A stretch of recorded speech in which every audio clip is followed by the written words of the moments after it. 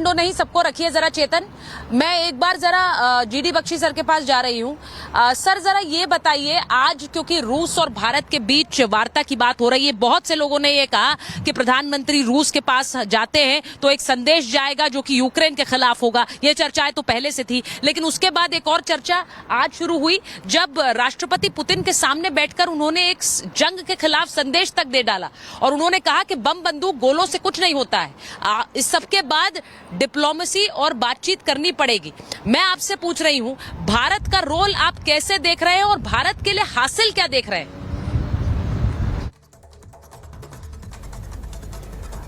देखिए, मैं आपको कहना चाहता हूं कि ये जो रशिया यूक्रेन का विजिट, ये जो रशिया का विजिट था प्राइम मिनिस्टर मोदी साहब का, मोदी 3.0 सरकार का, बहुत सिग्निफिकेंट विजिट है। लोग ये यूक्रेन रशिया की बातों में खो गए हैं।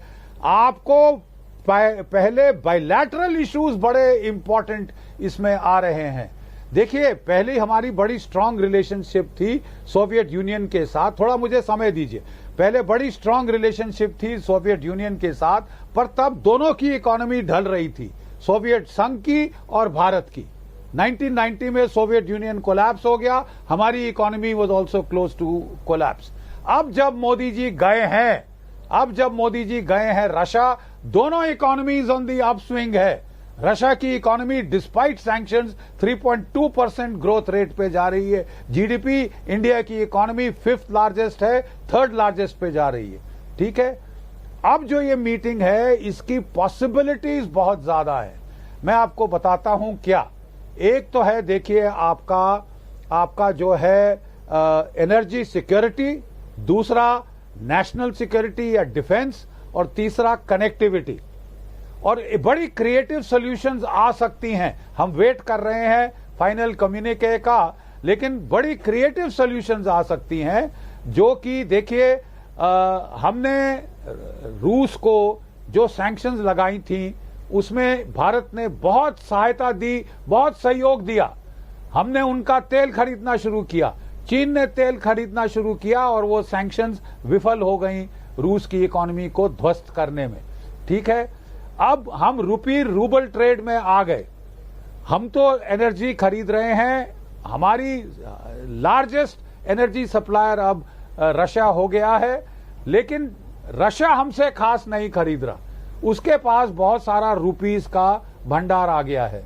तो एक क्रिएटिव सॉल्यूशन ये थी कि क्या हम जो Su-57 स्टेल्थ फाइटर वो रूस से खरीद सकते हैं?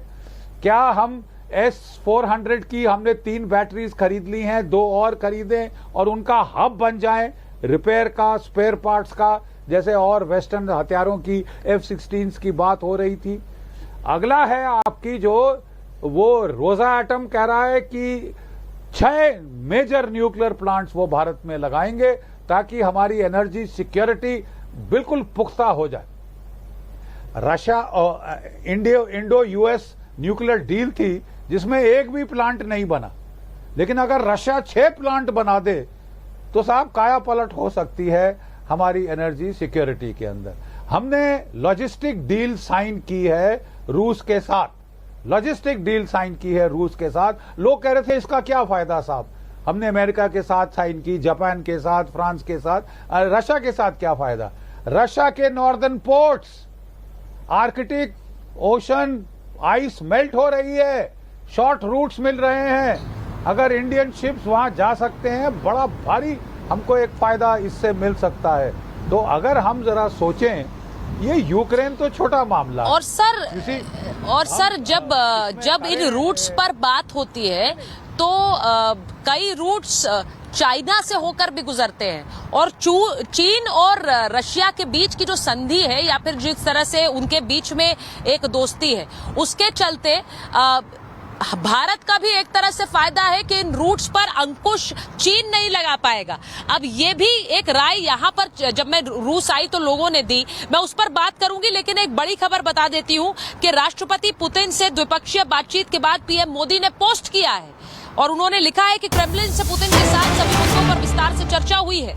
व्यापार, वाणिज्य, सुरक्षा, कृषि, टेक्नोलॉजी और इनोवेशन को लेकर ये चर्चा हुई है। तो बड़ी खबर आपको बता रही हूं, प्रधानमंत्री नरेंद्र मोदी ने ये पोस्ट किया है कि व्यापार, वाणिज्य, सुरक्षा, कृषि, टेक्नोलॉजी और इनोवेशन को लेकर चर्चा, और सभी मुद्दों पर विस्तार से चर्चा हुई है। अब ये बड़ी बात है, मैं आपको ये बड़ी बात बता रही हूं कि कैसे प्रधानमंत्री जब कह रहे हैं विस्तार से चर्चा हुई है। अमेरिका में जो एक एडमिनिस्ट्रेशन बैठा हुआ है, वहां पर अगर कोई बदलाव होता है, और ऐसे में पुतिन पहले ही इंडिकेट कर चुके हैं कि अगर ट्रंप किसी तरह के मध्यस्थता की बात करे तो हम उसे वेलकम करेंगे।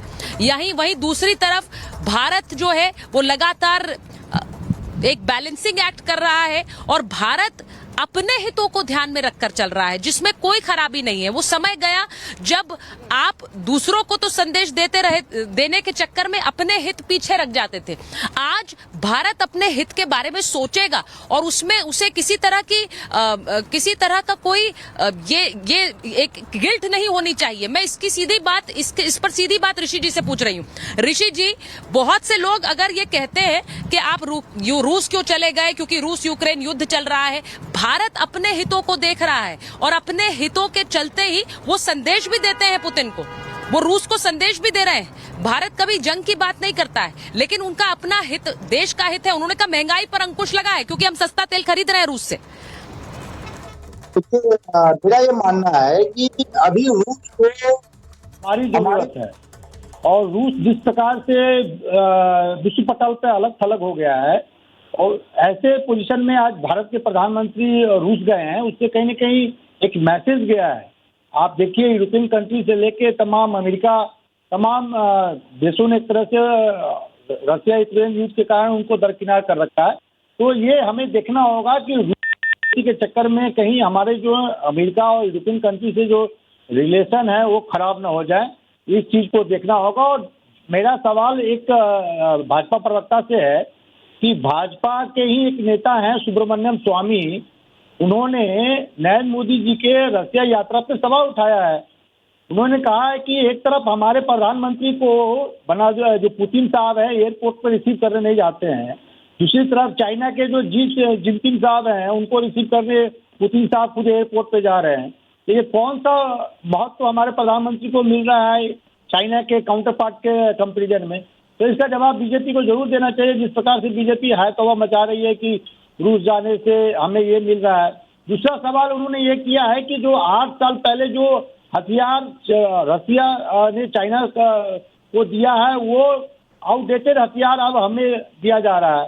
तो ये दो ऐसे सवाल खुद बीजेपी के नेता सुब्रमण्यम स्वामी ने अपने ही प्रधानमंत्री नरेंद्र मोदी